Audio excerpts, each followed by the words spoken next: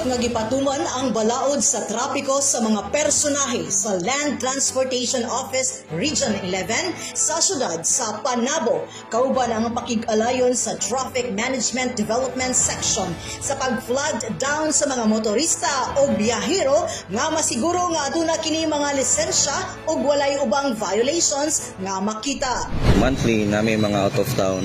Tapos isa ni sa lakang ni LTO Region 11 nga mag-intensify o patuman sa balaod sa trapiko. Kasagaran jud specifically diri, ang kasagaran violation diri is helmet, excess passenger, seat belt o other mga 4136 nga mga violation. Kini usa sa mga lakang sa Land Transportation Office aron mapakgang ang mga motorista nga adunay paglapas sa balaod sa trapiko. Atol sa maong pagpamara, adunay mga motorista nga paspas ang pagpadagan sa mga sakyanan ug motor nga lapas sa gipatuman nga speed limit sa syudad. Diin wala kini naghuna-huna sa seguridad sa ubang tao matud pa sa mga personahe sa LTO. Ang lokal nga panggamahanan pinaagi ni City Mayor Jose E. Relampagos naghatag sa iyang dakong suporta kinialang sa kaluwasan sa tanang biyahero nga moagi sa syudad. Kauban sa kamera si Louie Panagsagan, kini si Dali Amag nga gikan sa City Information